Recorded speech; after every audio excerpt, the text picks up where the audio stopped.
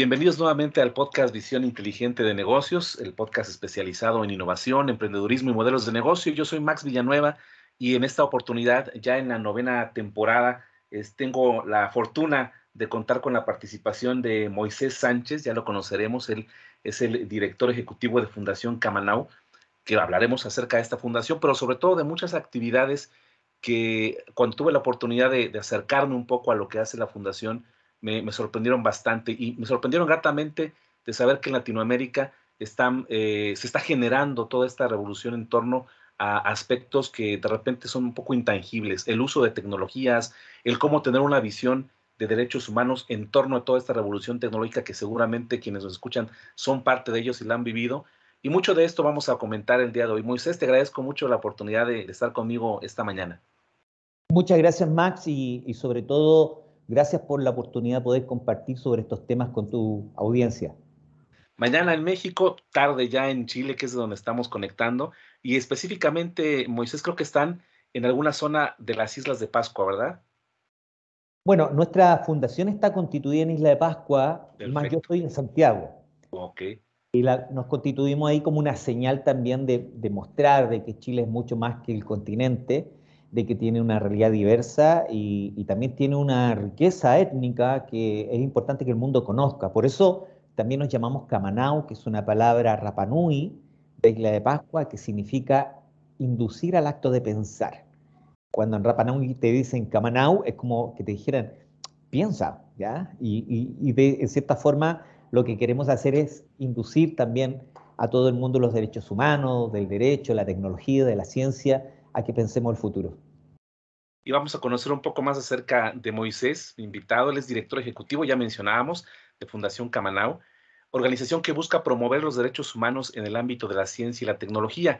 Integra el grupo de expertos también en neuroderechos, que colabora con el Comité Jurídico Interamericano de la Organización de Estados Americanos para el desarrollo de estándares internacionales para el uso de las neurotecnologías, y también con el LIAN, que es el Laboratorio de Inteligencia Artificial, Neuroderechos y Metaverso. Ha sido conferencista en materias de nuevas tecnologías, libertad de expresión, acceso a la información y transparencia en diversos encuentros internacionales. Estudió ciencias jurídicas y sociales en la Universidad de Chile y periodismo también en la Universidad de Santiago de Chile. Y anteriormente fue secretario ejecutivo de la Alianza Regional por la Libre Expresión e Información. Es una coalición de 23 organizaciones de 19 países de las Américas. También fue director ejecutivo de Fundación Proacceso Chile y participó además en el equipo que demandó al Estado de Chile ante la Corte Interamericana de Derechos Humanos por su negativa a entregar información pública. Esta sentencia concluyó condenatoriamente para el Estado de Chile en septiembre de 2006. Es un caso que se conoció como Clau Reyes, lo que sentó los estándares de este derecho en la región. Moisés, pues un amplio perfil y creo que con todos estos antecedentes, parte del periodismo, parte de tu formación también en temas jurídicos. ¿Cómo te vas insertando tú? Ya vimos parte de tu perfil previo. ¿Cómo te insertas tú a Fundación Camanau? Que como vamos a ver más adelante también, es una fundación que abarca muchas aristas, tiene expertos en muchas áreas y bueno, parte de estas áreas son las que tú manejas, Moisés. ¿Cómo llegas tú a esta fundación que creo es en la que te ha mantenido activo en años más recientes? Así es, de hecho Fundación Camanau es una iniciativa que viene gestándose desde antes de la pandemia, desde el año 2019. Obviamente durante pandemia tuvimos un trabajo bastante más complejo por el distanciamiento, pero sin embargo después logramos constituirnos formalmente y avanzar en lo que vamos a conversar hoy día, que es la agenda de tecnologías disruptivas. Eh, Ahora, lo que nosotros en realidad estamos buscando es poder avanzar, dar un paso más allá de lo que la agenda de derechos humanos y los activistas están pensando hoy día. Y no lo digo en el sentido de que no tengan las capacidades, sino de que las urgencias en materia de derechos humanos son tantas y tan fuertes. Yo vengo de ese mundo, vengo del mundo de la libertad de expresión, sé las urgencias que existen, que empezar a mirar el futuro es algo que a veces queda, digamos, a la vuelta de la esquina, un poco atrás mano.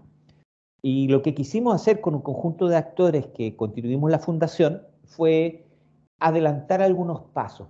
mirando que las grandes compañías internacionales, de que algunos actores estatales están avanzando de manera vertiginosa y sin ningún tipo de regulación en diversos temas que al final del día van a impactar en los derechos humanos de las personas. Y como no había nadie trabajando en eso, decidimos empezar a dar esos pasos. Y diría que grandes inspiradores de ese proceso fueron, yo diría, tenemos dos ejes inspiradores. Uno es todos los libros y publicaciones de Yuval Noah Harari, que hace una gran reflexión histórica y social respecto del impacto de las nuevas tecnologías y de lo que viene en materia de inteligencia artificial, robótica, neurotecnologías. Y también el apoyo fuerte y sistemático del doctor Rafael Yuste de la Universidad de Columbia, que a la vez también es director del proyecto BRAIN en Estados Unidos, que busca coordinar a todas las iniciativas de investigación del cerebro. Él es un fuerte aliado nuestro, estamos trabajando en conjunto en esta agenda global de llevar la protección de los derechos humanos también a la información neuronal y cerebral. Y por eso hoy día nos encontramos involucrados no solamente en las agendas de neurotecnología, sino también metaverso, inteligencia artificial y otro tipo de tecnologías que al final del día forman parte de una misma conversación. Es decir, cómo las tecnologías informáticas se van generando una convergencia cada vez más cercana con el cuerpo humano, con la realidad biológica de lo que es el ser humano y cómo esa realidad biológica cada día más está siendo más expuesta a través de la información biométrica, la información neuronal, etcétera. Entonces creo que son grandes desafíos y estamos muy contentos de poder estar trabajando con muchos actores y haber logrado avanzar en estas agendas, por lo menos a nivel latinoamericano. Y creo que parte de lo que van a conocer, dejaré todas las redes sociales de Fundación Camanau también y conocerán el trabajo que Moisés y un gran equipo de diversos expertos hacen. Y veía precisamente en la página de Camanau, Moisés, que dentro de tus aficiones ya un poco más personales, también te gustan mucho las lecturas de aventuras, de ciencia ficción. Y creo que ante esta realidad que nos estás platicando, creo que es algo que te apasiona mucho, ver cómo tal vez lo que hace algunos años o décadas atrás se pensaba como una posibilidad, ahora están más cerca de lo que creemos. Creo que en tu óptica, Moisés, te has dado cuenta de que pareciera que nosotros vivimos en una época en la que no dimensionamos la realidad tecnológica que estamos viviendo. O sea, la disfrutamos, tenemos la oportunidad, por ejemplo, ahora de estar a la distancia pudiendo platicar contigo, pero todo el contexto que mencionas tú de derechos, de responsabilidades, de usar adecuadamente, con ética, estas tecnologías, creo que se están acumulando. Es como, me imagino, como un armario en el que tenemos tantas cosas que no queremos ordenar en ese momento y el armario está a punto de rebosar de todo lo que tiene dentro. Y creo que Fundación Camanú lo que intenta es esto, dar un orden a muchas situaciones que nos afectan en el día a día, desde que nosotros ingresamos una aplicación y aceptamos o no dar determinados datos. Creo que es una realidad más cotidiana de la que pensamos, Moisés. Y no sé si en tu óptica en Latinoamérica todavía estamos como en esa etapa un poco pasiva de disfrutemos la tecnología y no me gusta preguntarme qué implica para mí esta responsabilidad. De repente tenemos esta idea, las tecnologías, inteligencias artificiales, que ahora también está muy en boga, decimos, ay, es gratis. La palabra gratis, decimos, ah, perfecto, utilizo esto para mi beneficio y no me cuesta nada. Y en realidad creo que parte del intercambio que persiguen muchas de estas empresas y tecnologías es el manejo de nuestra información, incluso de nuestro tiempo, y de aspectos todavía mucho más profundos como los que vamos a platicar más adelante, que es el aspecto cerebral. No sé si pudieras darnos una óptica un poco de cómo te has encontrado esta situación aquí en Latinoamérica, y no sé si también es una visión global esta que te estoy comentando ahora. Bueno, claramente es una situación que excede los marcos jurídicos, por eso a mí me gusta enfrentarlo más bien desde las dinámicas políticas que se están desarrollando a nivel internacional, porque a veces cuando hablamos de inteligencia artificial, los marcos regulatorios, a veces nos enredamos un poco en conversaciones que son muy de detalle, cuando en realidad lo importante que hay que entender es que existen dos confrontaciones muy importantes en este minuto, que son en dos líneas. Uno son las grandes compañías tecnológicas que se desempeñan a nivel transnacional sin ningún tipo de regulación o con muy pocas regulaciones. Todos los intentos de regulación han sido prácticamente un fracaso, especialmente en materia de redes sociales. Y los estados nacionales que tienen marcos territoriales fijos, tradicionales, que son los que aprendemos en el colegio, los ramos de educación cívica, fronteras, límites, constituciones, leyes, que no dan abasto para poder enfrentar esta realidad. Eso por una parte. Y por otro lado, también nos enfrentamos a dinámicas de problemáticas muy nuevas que requieren un gran poder de comprensión, que a veces ni siquiera los estados llegan a comprenderlo y mucho menos los ciudadanos.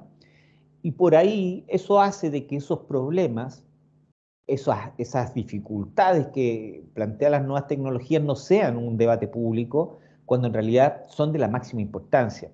Porque al final del día, si uno mira el modelo de negocio de las grandes compañías, ese modelo está basado en el tráfico de información personal, sensible, neuronal, biométrica. O sea, con esto quiero decir de que cada día más las grandes compañías están tratando de trascender la información que, por ejemplo, podemos dejar en una red social a través de nuestras preferencias hacia tu interior, detectando emociones, detectando tendencias, detectando incluso formas de pensar, tendencias políticas, inclinaciones sexuales, aunque tú no las tengas claras. Creo que eso es un mundo que todavía no hemos dimensionado el impacto que puede tener, y la gran preocupación que tenemos hoy día es justamente que el gran mercado, la apuesta internacional de las grandes compañías, no somos tal vez nosotros que somos medio, no nacimos con los teléfonos, los smartphones en las manos, sino que nos hemos ido adaptando. Son los niños, las niñas y los adolescentes el gran mercado hoy día en disputa por parte de estas grandes compañías, y hay una urgencia de poder protegerlos. Solamente te doy un dato: una de las plataformas más populares de juegos que tú puedes bajar en tu teléfono, que es Roblox, que es una plataforma participativa de juegos. Mi hija juega en Roblox, yo juego con ella en Roblox. Es una plataforma que tiene mayor tráfico de mensajería que WhatsApp a nivel mundial. Y recientemente Roblox, es decir, hace 4 días atrás, anunció que el próximo paso que iban a hacer es incorporar la información biométrica de los niños para poder generar mejores servicios. Claramente son temas de que si no los dimensionamos, nos van a generar una serie de graves perjuicios. Ahora entiendo de que la mayor parte de las preocupaciones de nuestro continente pasan por necesidades más urgentes. Sin embargo, hay una necesidad de poder dar pasos adelante en esta conversación, porque si no nos va a pasar lo que nos pasó con las grandes plataformas de redes sociales, que al final del día se instalan en una lógica de ley de la selva y después es muy difícil establecer límites. Y es algo tan natural, algo que bueno, por ejemplo, en México, en muchas regiones, el dar una herramienta tecnológica cada vez más a temprana edad es abrirles una ventana, a veces imaginamos, al entretenimiento, a la modernidad, pero está en juego muchos aspectos personales que ya veremos, han sido llevados incluso a juicio. Un caso del que espero platiquemos un poco más adelante, Moisés, que van bajo esa lógica. Yo recordaba, ahorita en lo que platicabas tú, uno de sus libros, Alvin Toffler, La revolución de la riqueza, bueno, sí se tradujo en español, hablaba de una autopista en la cual las empresas iban en coches de alta velocidad, sacando productos, servicios innovadores, y muy atrás venían otros vehículos. Por ejemplo, las regulaciones gubernamentales quedaban muy atrás de esa velocidad, la formación académica dentro de algunas de ellas, y era un abismo de distancia y de velocidad en la cual estas empresas generan estas opciones, y mucho después vienen precisamente las regulaciones, que a veces lamentablemente sí pueden tener consecuencias graves, peligrosas. ¿Cuáles en tu óptica, Moisés, pudieran ser estos riesgos de estar expuestos a una tecnología que no esté regulada? Han vivido en su experiencia, seguramente como fundación, muchos casos, pero para darnos una dimensión como personas, como individuos, podemos tener una idea de a qué estamos expuestos, pero en realidad hasta dónde pudiera llegar la afectación de no mantener una regulación adecuada o al menos intentar regular este tipo de tecnologías? Claro, hay cosas que pueden caer en el terreno de la futurología, incluso de la ciencia ficción. Muchas personas dicen, no, estas cosas no son de hoy, son del futuro, porque todavía no está la tecnología masificada de tal manera de que se puedan generar impactos masivos. Claro, es cierto. Sin embargo, sí existen hoy día, sistemas que son claramente cuestionables y que indican hacia dónde va la industria. Por ejemplo, en materia de dispositivos neuronales, la compañía Emotiv, que es una compañía internacional de neurotecnología que desarrolla dispositivos, tiene uno que es muy parecido como a un audífono, que se llama el MN8, que se vende a las compañías, a grandes compañías, para monitorear el estado cerebral de las señales cerebrales de sus trabajadores.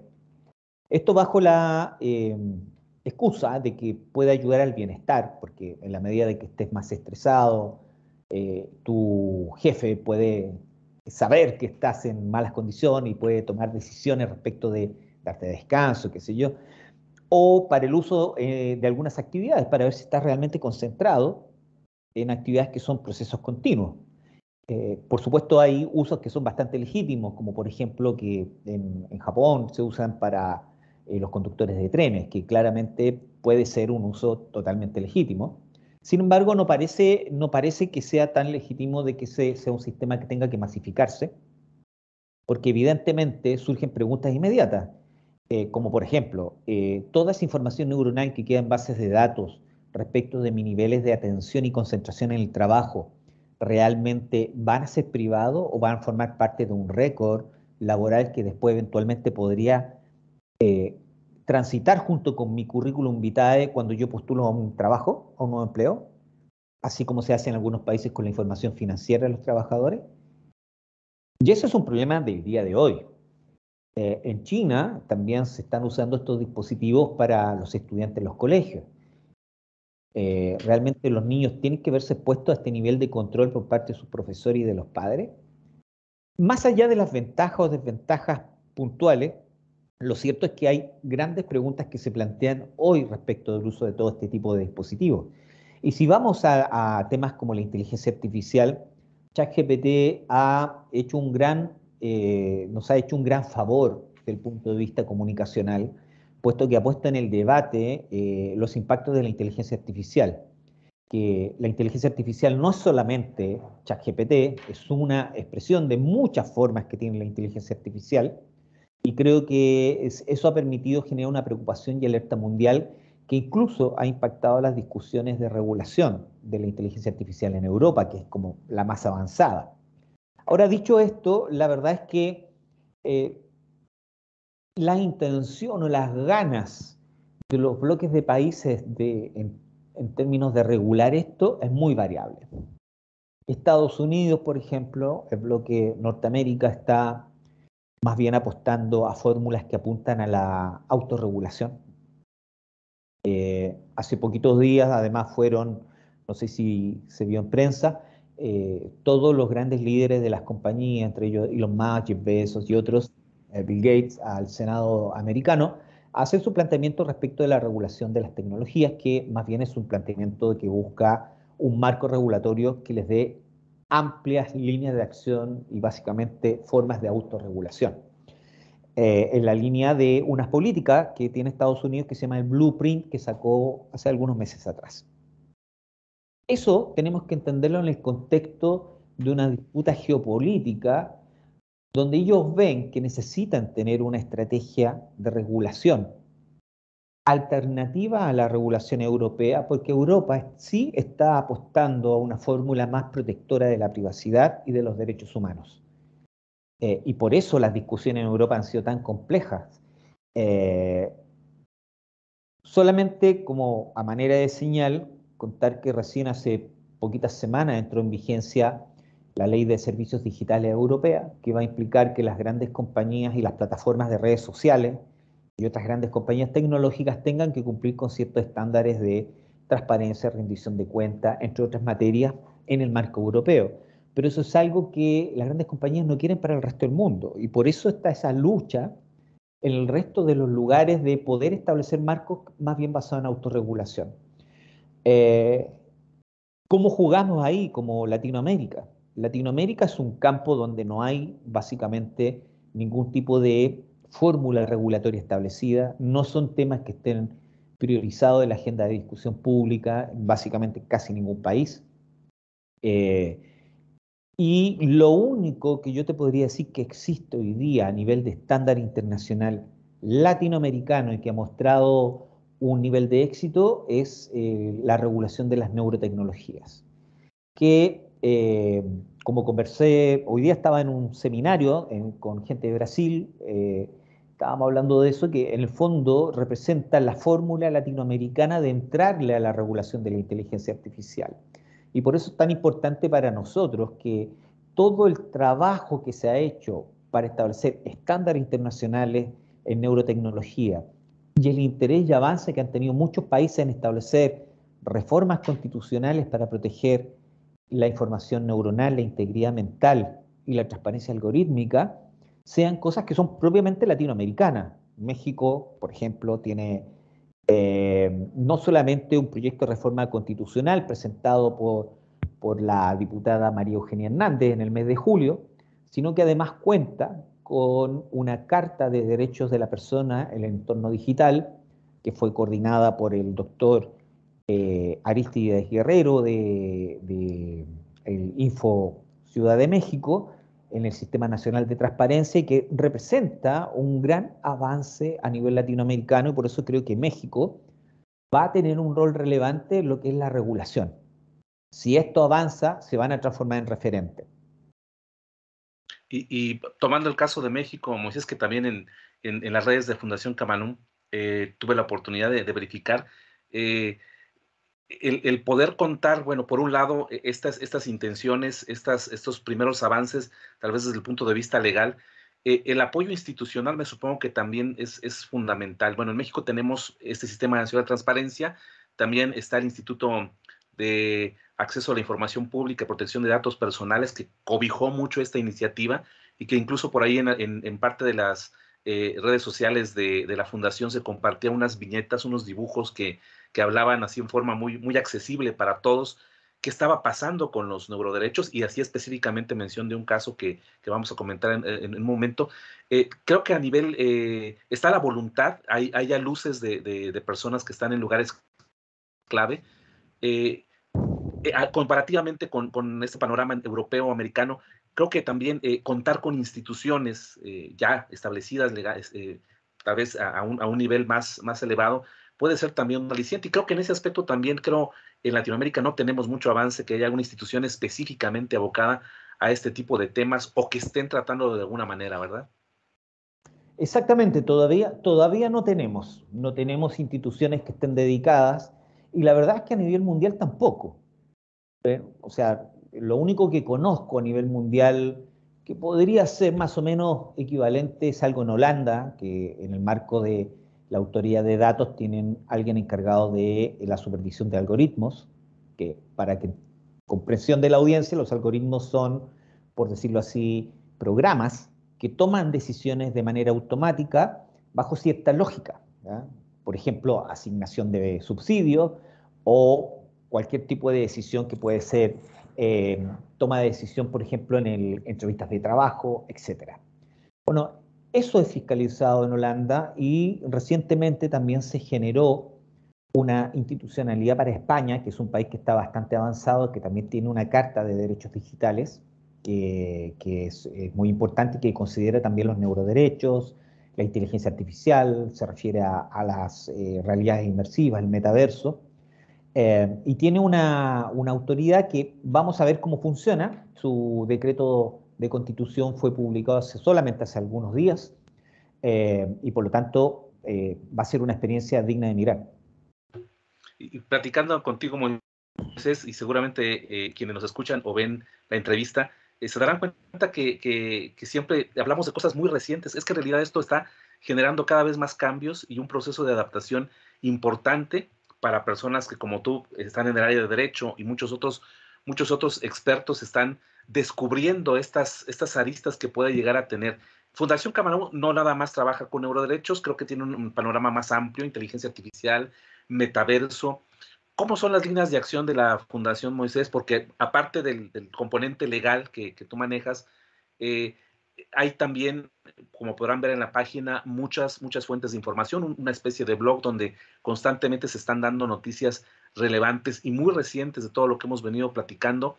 ¿Qué hace la Fundación? Bueno, digamos operativamente, estar al pendiente de este tipo de noticias y cómo es su eje de intervención, cómo van ustedes colaborando para ir precisamente promoviendo este cuidado de todo lo que implica el neuroderechos, inteligencia artificial y toda esta parte tecnológica, orientándola sobre todo al cuidado de los derechos humanos. Bueno, interesante pregunta porque me permite también contar cuál es el marco conceptual del trabajo. A veces hay dos dimensiones que se ven aparte. La dimensión netamente tecnológica y la otra dimensión toda la parte que tiene que ver con el cuerpo humano, la edición genética, y ambos tienen un parentesco, son espacios donde existen fuertes presiones por flexibilizar las reglas por parte de las grandes compañías. ¿Por qué? Porque en materia genética existen hoy día tecnologías que permiten intervenciones que eventualmente podrían eliminar o erradicar enfermedades a través de sistemas como el CRISPR, que es una tecnología que permite cortar o editar el ADN humano y, por ejemplo, evitar que uno pueda heredar ciertas características que pueden ser perniciosas. Eh,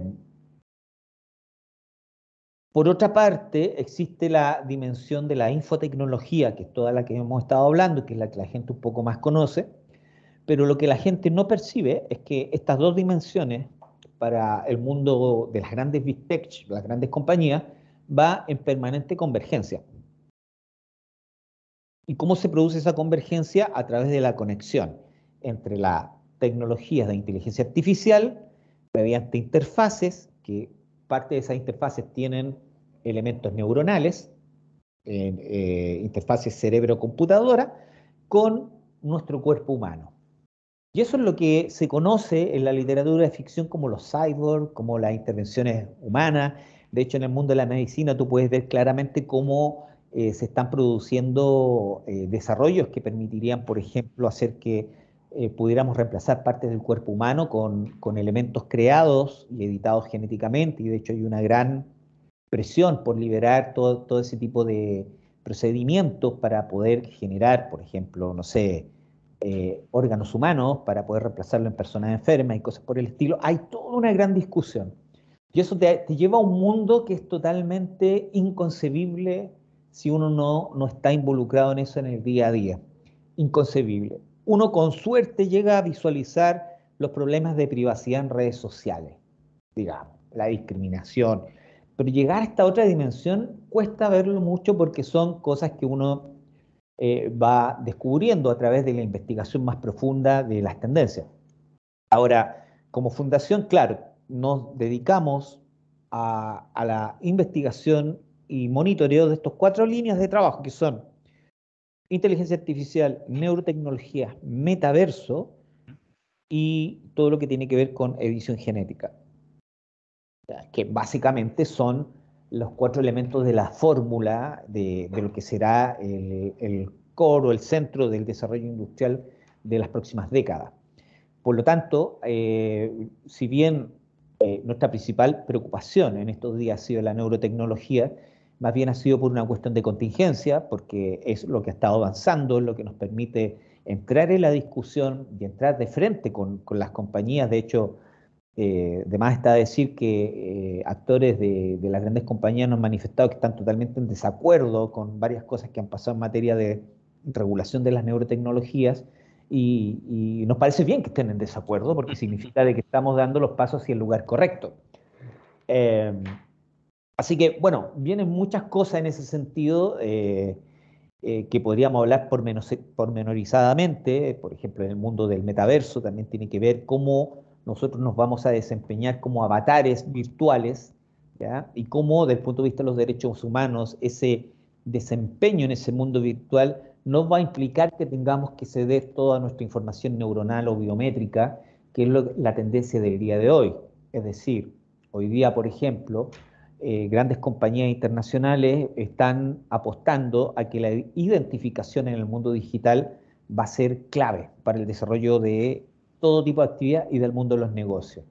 Y tenemos, por ejemplo, una compañía como WorldCoin que fue creada por Sam Altman, que fue el CEO de OpenAI, que es la compañía que inventó ChatGPT, que es una compañía que busca generar un sistema de identificación digital, un sistema certificado a través del iris, de la captura de la información biométrica del iris, de nuestro ojo, y que está generando una campaña a nivel mundial, intercambiando básicamente dinero, ofreciendo dinero para que tú entregues tu iris para generar estos certificados que para ellos en el futuro significa de que van a poder certificar que una persona en el mundo virtual, en el metaverso o en nuestra experiencia inmersiva es realmente un ser humano. Y eso tiene una serie de implicancias del punto de vista de los negocios, de la economía, que ni siquiera podemos dimensionar. Creo que todo ese tipo de cosas son dignas de mirarla y cada una merece un capítulo especial. Y desde la Fundación lo que estamos tratando de hacer es generar el compromiso de muchos actores expertos, no solamente para mirar el pasado y reflexionar lo bien o mal que se hizo, sino de adelantarnos un par de pasos y de pensar un poco en el futuro y de cómo podemos anticipar algunos de estos problemas para poder regularlos. Que al final de cuentas, Moisés, me imagino toda esta información digital que se está compartiendo y que las empresas están ávidas de poder obtener mientras no haya una regulación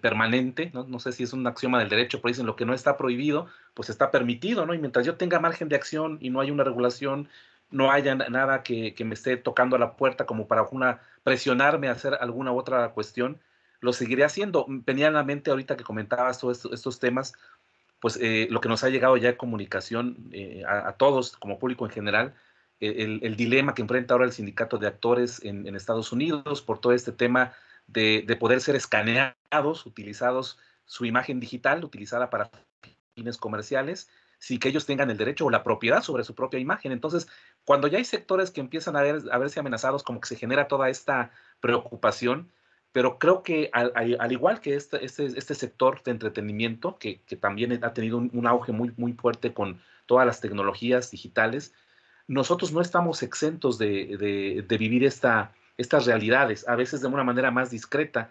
Estamos también siendo amenazados y como tal vez no tenemos esta fuerza de voz que puede tener un sindicato de entretenimiento a nivel global como Estados Unidos, va pasando mucho tiempo y cuando menos nos lo esperamos, estamos ya en una dificultad. Creo que también Fundación Camanú, como tú dices, es un paso adelante para que cuando esto llegue ya haya todo un cuerpo legal, un cuerpo de soporte para que nosotros como ciudadanos tengamos a dónde recurrir. Y esto no quiere decir tampoco, como dices, que ustedes estén empleados con la tecnología. Me llama mucho la atención en la página, que me imagino que parte de sus ingresos también las hacen basados en tecnología. No se trata de erradicar la tecnología, de hecho, Fundación Camanau tiene esta manera también de converger, por un lado, la ciencia, la tecnología y los derechos humanos. Tal es así que Fundación Camanau tiene una colección de NFTs que me imagino es lo que les permite también en algún momento operar financieramente. No sé si quieras platicarnos un poquito cómo funciona y ver de qué manera ustedes hacen uso de esta tecnología. No están en contra de la tecnología como fundación, sino al contrario, cómo hacer más humana esta tecnología y comprenderla mejor para nosotros. Claro, si pudiéramos resumir la filosofía de la fundación, es que vemos las tecnologías, las nuevas tecnologías, como lo que en su momento fue el uso del caballo. Mientras el ser humano vaya arriba del caballo, ya está bien. Pero si uno va a la rastra del caballo, algo está pasando mal. Eh, sí, para nosotros no es una cruzada contra la tecnología. En ese sentido, yo siempre lo he planteado en distintos foros que no se trata de detener la innovación, por el contrario, creo de que todos estos desarrollos van a aportar grandes avances para la humanidad. Por supuesto va a plantear preguntas, pero eso es parte del desarrollo tecnológico. Lo que sí es claro que hay que establecer pisos mínimos que no se pueden traspasar. De la misma manera que se hizo con el genoma humano. Es decir, clonación en seres humanos no puede haber, ¿ya? que fue establecido en la Declaración del Genoma. Entonces tenemos que ponernos de acuerdo como sociedad de dónde están los límites en el uso de las tecnologías. Estableciendo los límites, todo el resto va a ser pensar cómo hacemos que estas tecnologías sean funcionales para la humanidad. Y eso ya es parte de la historia y del desarrollo de este mundo industrial. Sin embargo, lo que vemos es que no existe prácticamente ningún tipo de interés o ningún tipo de iniciativa que realmente busque regular las neurotecnologías, la inteligencia artificial, el metaverso, salvo quizás algunas iniciativas en Europa, pero fuera de eso se ve bastante pocas ganas de hacerlo, y eso va a generar un vacío que claramente va a beneficiar a las grandes compañías, que operan bajo un sustrato moral bastante ambiguo, donde ellos ven que mientras nada esté prohibido es perfectamente lícito, y eso claramente no es así. Hay cosas que no se pueden hacer por una cuestión humana. Eh, Hay una frontera que hoy día está en disputa, que es la frontera de lo que llama algún jurista español, Tomás de la Cuadra Salceo, llama el santuario íntimo de la personalidad. Esa frontera está en disputa. Las grandes compañías quieren traspasar esa frontera y lograr saber lo que pasa dentro de los seres humanos. Nosotros tuvimos un caso que ganamos en Corte Suprema contra una compañía neurotecnológica justamente bajo esta idea. Ellos capturan la información neuronal, la suben a una nube, la ofrecen para investigación, incluso para fines militares, y tú no puedes eliminar esa información, no puedes evitar que eso suceda. ¿Por qué? Y lo que es peor, casi el 90% de las compañías neurotecnológicas tienen la misma lógica, que fue un documento que publicó la NeuroRight Foundation del profesor Rafael Yuste, donde analizaron las políticas de privacidad de cerca de 20 compañías. Por lo tanto, lo que estábamos viendo es que esa información perfectamente podría ser utilizada para entrenar la inteligencia artificial, para hacerla, entre comillas, más humana, porque ya no sería solamente que explore las páginas web, por decirlo así en lenguaje más ciudadano, sino también explorar aquella información neuronal que le permitiera entender cómo nosotros desarrollamos los procesos cognitivos. Y eso realmente significaría una cosa eh, a lo menos disruptiva, que requiere que como sociedad nos sentemos a pensar si realmente es estrictamente necesario, si queremos que eso suceda. Pero hoy día no hay conversaciones de ese tipo. Eh, lo interesante, para dar la visión positiva, es que también existen compañías que no son las grandes compañías tecnológicas, que están muy de acuerdo en avanzar en regulaciones porque entienden de que la falta de regulación favorece a las grandes compañías, pero no a las pequeñas compañías tecnológicas. Es decir, también aquí hay que darse cuenta de que no es la sociedad civil contra las grandes compañías, sino que también hay un sector industrial importante de emprendedores de la tecnología que quieren regulaciones y quieren regulaciones estrictas para tener marcos claros de trabajo, porque saben de que un marco, la no existencia de un marco ambiguo, solamente favorece a las grandes compañías, que como hemos visto a través de la historia, fagocitan a estas pequeñas iniciativas. Por lo tanto, también aquí estamos hablando de proteger el ecosistema de negocio futuro en materia de innovación.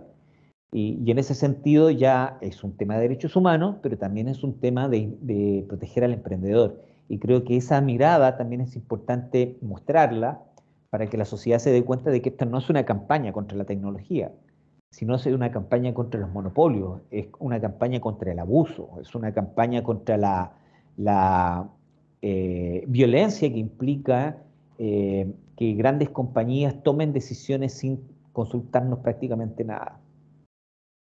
Y en esta dinámica de este planteamiento, Moisés, pudiera parecer para muchos de nosotros algo muy lejano, pero ya tocabas el punto. Recientemente, y por eso que los neuroderechos también han retomado y también en fechas recientes, muchas de tus invitaciones y participaciones en foros se han centrado sobre todo en el tema de neuroderechos, porque en Santiago de Chile, la tercera sala de la Suprema Corte de Chile atendió un caso recientemente, que es el que ya mencionabas. Un particular hace una presentación de una queja en contra de una empresa que se llama Emotive Incorporate, y a ver si pronuncio bien el nombre, Moisés, es Guido o Guido Sí. Girardi. Guido Girardi Lavín fue un usuario de esta tecnología, es una empresa con sede en San Francisco, y a través de un dispositivo que lleva el nombre de Insight, estaba recabando información cerebral de sus usuarios. Él presenta esta queja ante la corte y se genera toda una controversia legal que termina en buen término, y que es el punto de partida, creo yo, que es un paso que les da solidez a todo lo que estén haciendo. No sé si quieras platicarnos de grandes rasgos, Moisés, qué pasó en este contexto, y ustedes también tuvieron intervención en esta dinámica legal, o fue más bien un soporte que ya tuvieron después a través de este caso que se presentó. Bueno, el caso de Girardi contra Emotive es un caso emblemático a nivel mundial, puesto que es la primera vez que una Corte Suprema se pronuncia respecto del uso de la información neuronal. Eh, Claramente es un gran avance, puesto que la Corte no solamente tomó la decisión de proteger la privacidad mental, ordenando la eliminación de la información del usuario, sino que también estableció una serie de criterios que hoy día van a ser materia de discusión en Chile y que seguramente van a impactar a nivel regional. Uno de esos criterios es el principio precautorio, es decir, cuál es el rol de los estados respecto del ingreso a sus territorios de nuevas tecnologías cuyos impactos todavía se desconocen. Y la Corte dice, no, eso hay que mirarlo. Tiene que haber alguien dentro del Estado que tenga la responsabilidad de monitorear eso. Y en segundo lugar, también establece un criterio muy importante de señalar que aquel tipo de información neuronal tiene que ser equiparada a la información de tipo genética, porque la información genética tiene un sistema de consentimiento que es bastante más exigente que el que tú tienes cuando, por ejemplo, bajas una aplicación de un teléfono, que simplemente te piden aceptar. Cuando se trata de información genética, tiene que haber un consentimiento informado, que es un estándar biomédico, biosanitario, que es bastante más estricto, que requiere que tú realmente tengas un conocimiento de lo que se está haciendo con tu información. Con esto la Corte está diciendo el dato neuronal no es un dato cualquiera, no es un dato estadístico, como trató de decir la compañía. No, es un dato propio de tu ser humano, de tu cuerpo humano, que tiene que ser tratado igual que la información genética. Por lo tanto, lo que dice también es que el estándar de protección tiene que ser más alto. Y lo que dice además, y se desprende de su criterio, es que no solamente es un tema de privacidad, sino es un tema que tiene que ver con tu seidad, con tu cuerpo humano.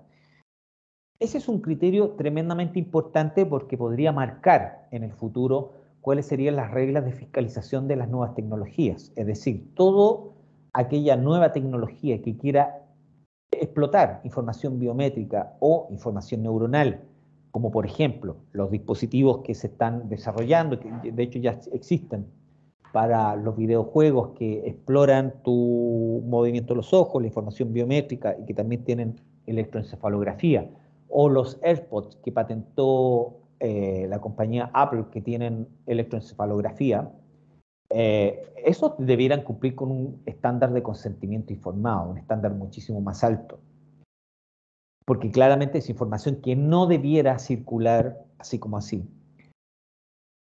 También planteo otra conversación respecto de qué modificaciones tienen que hacer las compañías en sus productos para que la información que capturan, para el caso en que sea legítimo que la capturen, no sea emitida hacia una nube internacional que está en algún país que desconocemos y que operan bajo un sistema de transacción y de intercambio que tampoco podemos controlar. ¿Cómo podemos hacer eso? ¿Ya? Creo que es otra pregunta que también plantea esta sentencia de la Corte Suprema chilena, y claramente ya hay investigaciones y papers que apuntan a de que este tipo de tecnologías tengan que hacer tratamiento de la información en el mismo dispositivo y no subirla a la nube. Y creo que eso ya es un avance en la discusión. Este criterio claramente va a ser un avance en lo que es la regulación de la inteligencia artificial en la región, puesto que la neurotecnología es una de las formas en que la inteligencia artificial se expresa. La información neuronal, para ser decodificada, requiere de algoritmos complejos que decodifiquen, que descifren lo que esta información neuronal señala o traduce, que son pensamientos, emociones e intenciones. Y eso todo es un desarrollo de inteligencia artificial, así que al final del día estamos hablando de inteligencia artificial. Eso respecto del fallo. También quiero señalar que el contexto, lo que permitió también generar un contexto favorable para que la Corte tomara esta decisión, son varios hitos que sucedieron en Latinoamérica y que en Chile han generado bastante conversación. Uno es la aprobación de los estándares interamericanos, de los principios interamericanos en materia de neurotecnologías y derechos humanos de la OEA, el Comité Jurídico Interamericano, que es un proceso en el que estuvimos colaborando con varios expertos internacionales y que finalmente en el mes de marzo de este año concluyó con un documento que es el primero en el mundo emitido por un organismo multilateral que se da señales regulatorias en torno a una tecnología disruptiva como es esta. Ni siquiera Europa tiene un cuerpo legal como este. En segundo lugar, también las iniciativas que han surgido en América, que se han abierto a la discusión pública, como por ejemplo la reforma constitucional que se plantea en Brasil en el mes de junio, donde se busca proteger la integridad mental y también consagrar la transparencia algorítmica, la reforma similar que se plantea en México en el mes de julio, también antes de eso la Carta de Derechos de la Persona en el Entorno Digital también de México, y las conversaciones y iniciativas que se están desarrollando en Colombia por parte del GECTI, el Grupo de Tecnología de la Universidad de los Andes de Colombia, que está planteando la necesidad de generar una reforma constitucional para proteger los neuroderechos, y también las discusiones y debates internos que se están promoviendo en Uruguay, donde están tratando de ver si la fórmula es proteger los neuroderechos a través de una reforma de la ley de datos. Toda esta conversación, que es netamente latinoamericana, y es algo a destacar, es algo que solamente se está dando en Latinoamérica y que no se está dando en otro lugar del mundo. Por eso todos los ojos del mundo están puestos en Latinoamérica, porque el resultado de esta fórmula regulatoria, de este tipo de tecnología basada en inteligencia artificial, va a dar señales también de una vía latinoamericana de regular, que va a ser, en cierta manera, nuestro piso de negociación con el cual nos vamos a sentar a conversar después con las fórmulas regulatorias que establezca Estados Unidos, que establezca Europa, u otros bloques, como incluso el chino, porque sabemos que hay países de Latinoamérica que también tienen vínculos fuertes comerciales con China.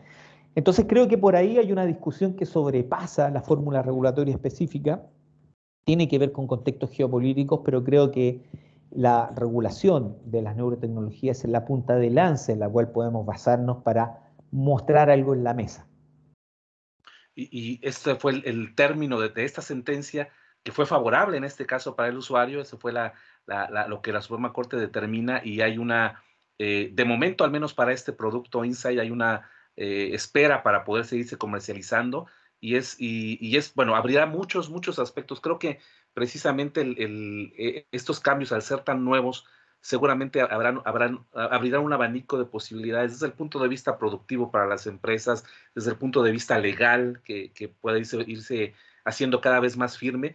Y no sé también, Moisés, si en algún momento la Fundación Camanau tiene esta visión de que con nosotros en el plano individual como ciudadanos estemos también más despiertos ante estas tecnologías. Creo que también es un punto en el que ustedes promueven precisamente a través de la información de Fundación Camanau, que en lo personal nosotros estemos receptivos a todo lo que el mundo digital ha traído para nosotros, los aspectos positivos, pero también seamos ciudadanos más conscientes en estos temas que probablemente, como ya mencionabas, las redes sociales como que las dejamos pasar un poquito, pero ahora ya van mucho más allá. Creo que es una puerta que hemos permitido abrir, y que gracias a esta sentencia y el trabajo que ustedes hacen, pues hay una base sólida como para invitar también a nosotros en el plano individual a ser más conscientes del valor que tenemos como seres humanos, el valor de nuestra persona, integridad física, pero también ahora de nuestra propia manera de pensar, de nuestros derechos neuronales. No sé si por ahí es parte de este paquete que ustedes quieren manejar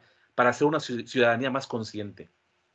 No, sin duda. De hecho, el gran desafío, creo, es cómo hacer que estos temas sean sensibles a los ciudadanos. Y acá tal vez comentar un poco lo que viene en estas materias, porque tiene que ver directamente con eso. Y es que creo que no hay algo más sensible para nosotros que nuestros hijos, nuestras hijas. Y claramente, como comenté al principio, las grandes compañías van a por ellos, por su información neuronal, biométrica, patrones de comportamiento, etc. Hasta las plataformas de juego como Roblox van por la información biométrica de los niños, ¿ya? Que es una cosa inconcebible.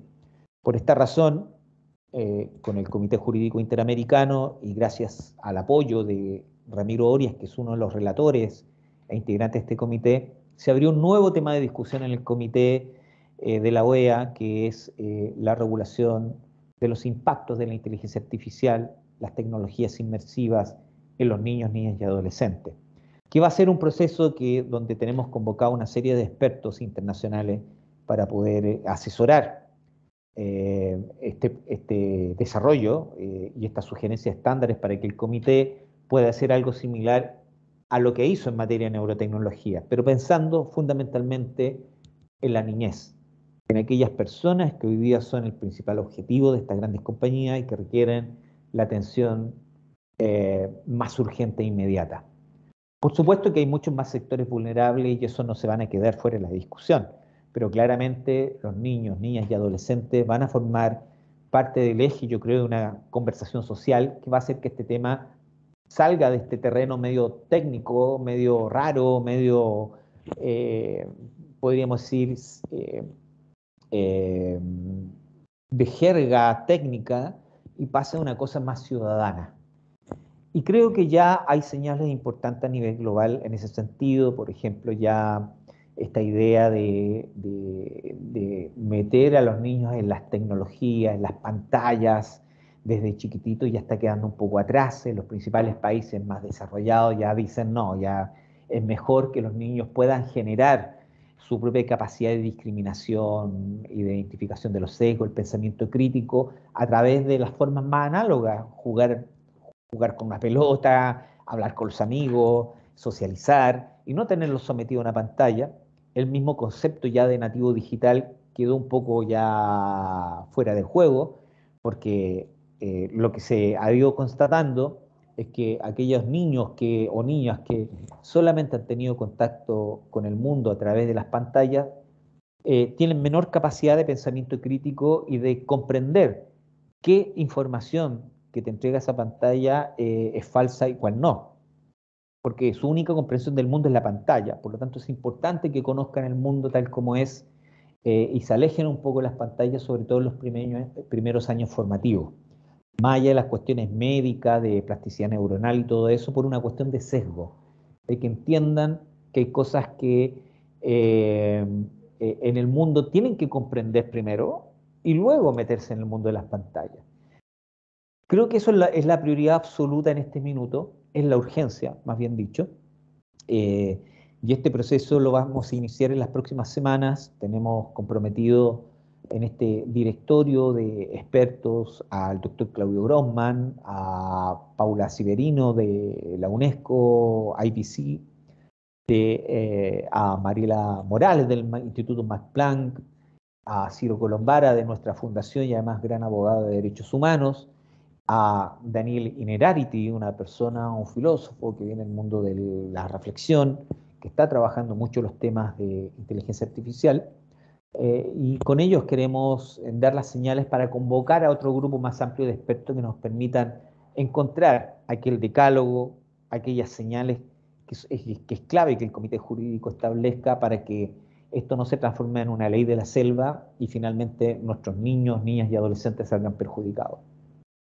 Y un tema que sin duda, Moisés, atraerá la atención hacia Fundación Camanau, al trabajo que tú haces junto con todo este equipo de expertos, y en el cual seguramente tendremos voces todos nosotros. Yo espero que después de esta charla que puedan ver en nuestro canal de YouTube o a través de las plataformas de podcast, más personas se puedan interesar en el tema y, ¿por qué no?, hacer extensivo su preocupación, sus experiencias, incluso, que me imagino que en Latinoamérica pueden ser muy variadas, amén del caso que ya mencionábamos de la Suprema Corte de Chile. Seguramente esto está pasando en otras áreas, ¿no? Lo que a veces vemos, bueno, no puedo entrar a este país porque hay una regulación, pues me voy a otro más, y ahí estar siempre alertas a todas estas circunstancias que puedan parecernos ahora muy lejanas, para quienes no estábamos familiarizados con el tema, pero que ya son una realidad, y vale la pena pensarlo, como bien nos compartía Moisés, hacia las generaciones que vienen detrás de nosotros. Pues, Moisés, yo estoy muy contento de haber podido platicar contigo de estos temas que podían darnos